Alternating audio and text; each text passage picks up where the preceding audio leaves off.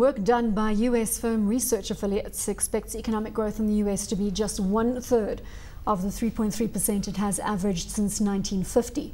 Some of the factors contributing to this lower forecast are a slower population growth, a declining labour absorption rate and more muted productivity gains. So what effect will this have on the world economy and South Africa in particular? Andrew Newell from Cannon Asset Managers joins us to answer these questions. It's a big order in terms of getting to all those questions. But let's start with an overriding theme on the economics front from Cannon Asset Managers, and perhaps that's with the influence that the global environment, the developed world, is going to have on the emerging market story. Warren, there's two parts. So the world average will be robust, it will continue growing, but to come back to the advanced or developed world that you refer to, the research affiliates research is quite sound, and in the order of 1% growth for the US is certainly not what we've become used to. That theme permeates through to Europe, the UK, Japan, the whole developed world really. And taking that in conjunction with a developing or a dynamic world where demand and growth, we think, will remain intact, you get an aggregate figure which is satisfactory. So we're not heading for doom and gloom across the world, but it is made up of two baskets, a very sluggish developed world and a dynamic set of countries which actually looks pretty decent. Well, the fact that it's not doom and gloom is a good place to start, I think, Warren. Yes, Andrew, I mean, our economy has been aligned with the UK and the US. You know, it's much broadly aligned with those than some of the emerging economies, although that's changing quite rapidly. You know, what does it mean for us? Does it mean that we almost have to orient our businesses more towards developing economies? And for that, we need a government that goes out and signs trade agreements with the likes of Brazil and India and China and Indonesia and those places? Or, you know, what do we take from this? Do we just expect lower economic growth globally now for a number of years? Yeah, there are two parts to your question, so I'll give you two parts to my answer. We do remain closely tied to the advanced world, and that's not something that will change tomorrow, unfortunately. So as much as they face these headwinds and these obstacles which they need to try and overcome, and we don't see them doing that soon, that is going to hamper our economic advancement. The second part to your question is we are increasingly linked to the emerging world, which is good because, as I've already suggested, we think that their growth will remain intact, and if we are exporting and trading with them more and more, that in turn will impact our economy positively. So by way of example, it's not just China, Brazil, India, they are very important, but our own sub-Saharan Africa, some of them are very close to us, our immediate neighbors, but a little bit further north as well. There our exports have increased 20% over the last year. Now that's positive. Is it enough? No. Is it a step in the right direction? And as a trend, absolutely, it's great. I know Adrian Saville, your CIO, has been following the African story very closely of late and looking at the growth numbers coming out of the continent. The stat that I put to President Zuma recently in Davos was that we're sitting at a 5.3% projected growth rate for the African continent as per the African Development Bank's projections. If you strip South Africa out of that equation, you're actually looking at a 6% growth rate. So South Africa being the drag right now, is that going to be the story going forward? Are we going to be negative and pull the 6 down to 5.3? I want to say no, but those are the numbers they've put forward, then so be it. The fact remains that will we get to 5.3 as a continental average? Highly unlikely.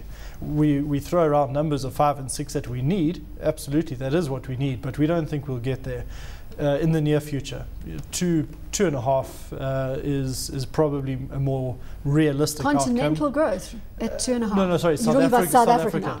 In other words, our contribution to the continental 5.3 is less than average, and so by inference it will actually pull it down. So if you took it out because of its quantum, the 5.3 should lift margin. Should lift to 6%, which is the equation.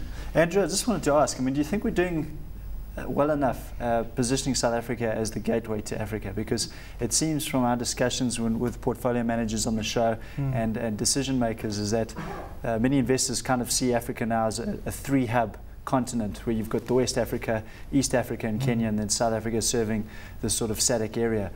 You know, is there anything we can do to sort of enhance South Africa's profile better or create a better environment from which businesses can launch onto the continent? Yeah, so you started your question by saying, are we doing enough? My short answer, no, we're not. The sort of general mindset has for a long time been that South Africa is the gateway into Africa, and I think that's becoming less and less relevant. And you can look at this in different ways. Nigeria as the hub of the West. 170 million consumer story surely Absolutely. has got to take over as the gateway. Boy, you need to work hard to overcome that as a 50 million economy. So we're a third of the size population-wise. East Africa, a wonderful growth story, huge infrastructure investment spending going on. Kenya building what they call Silicon Savannah, so our answer to California. Those are the types of things we need to be doing, and recent news that our conversion in terms of internet and broadband, that doesn't fill me with glee. Those are the types of things we need to get right. And our labour competitiveness. And our labour competitiveness must increase as well. All of these things can be debated at great length. We obviously don't have the luxury of that tonight, but these things need to be addressed in a far more efficient way. Today, for instance, we hear that education is now called an essential part of our policy. That's great, and I think that's a wonderful step in the right direction. But it's been a long time coming. It has been a long time coming. Policy a long time ago. As South Africans, we have habits of wonderful plans and strategies. This needs to be implemented. We need some execution of this good idea. So let's take that macro environment and drill down now into an investment play for 2013. Obviously, right. January's behind us. Where do you see the most value as a house right now? At the asset class level, we favour equities. Drilling down into our equity markets, we see two distinct pockets of attraction and one area where we are quite cautious. The area that we are cautious is generally large industrial companies, industrial oriented, so not just factories and warehouses, but I'm speaking specifically about cash retailers and globally exposed firms, Richemont, British American Tobacco, SAB Miller and the like. The places we find good value is in the more domestically oriented industrials. Generally they are in the mid and small cap part of our market. So but let's be honest, Andrew, yes. You guys love small and mid caps, don't you? It's one of you your like a fat tail because you can get into it. It's one of those areas that you go looking for bargains. That is true, but I would put a sort of a caveat to that. It's not that we like mid and small caps. We like them now because that's where the value almost exclusively resides. And so if you look at a Canon portfolio, you will see an overwhelming number of mid and small caps. So your comment is true, but for a different reason, if that's fair to say. So those stocks we find great value, and we've seen some nice runs over the last couple of months. Believe it or not, some of the construction stocks have sat up. We've waited some time for that. We've discussed those companies before. But not just construction. Related firms like ELB Bateman, Hudeco, which supplies into the construction and the mining industry as well. And then the resources sector quite broadly is undervalued, which is not surprising given the stresses that the sector has faced, both from concerns about global growth, and we've addressed that to some point now, but also some of the labour unrest, political uncertainty. So what will be the value or the value unlock here for the resources? You've mentioned labour, you've mentioned the global economic picture. Are those the two factors that need to turn around aggressively for us to see some momentum in these resource stocks? Yeah, I think those are the two key ones. So in terms of labour disruptions and social tensions or stresses, we need policy clarity, whatever form that might take. It might be to say that the platinum companies go ahead with retrenchments, or they don't, but just make a decision on which one it is. From a global growth perspective, more visibility in demand and what they want. Now, for instance, over the last couple of weeks, iron ore prices, as you know, have hit all-time highs. That's a nice barometer. Perhaps that's a first step in understanding where global growth might be headed. It looks robust. That's obviously one component, but it is certainly an early indication. Just bringing that back to the resources, you mentioned obviously improved commodity prices help every resource company, but with regards to the costs, we've got Eskom that are pitching for 16% year-on-year increases out to 2018. We've got labour unions, which we're unsure of what sort of wage settlements we can expect going forward as an investor. Yeah. So when you say that they are cheap, you've got to be fairly sure that there's some containment in costs. Is there any distinction between any of the resource companies in terms of their cost base that you can make as an investor and say these guys will operate more cheaper than others, or is it pretty much across the board? I think across the board resources are attractive. I suppose the starting point is a lot of these cost inputs are priced in, and we think excessively so. So it's not necessarily about saying Eskom's increases of 16% will be 16, or there will be 12, or there might be 20 something.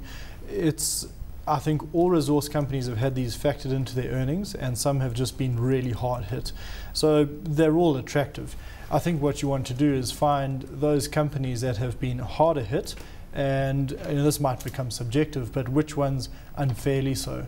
And there are different ways you can look at it. What is their own long-term average price multiple? How they're done relative to peers?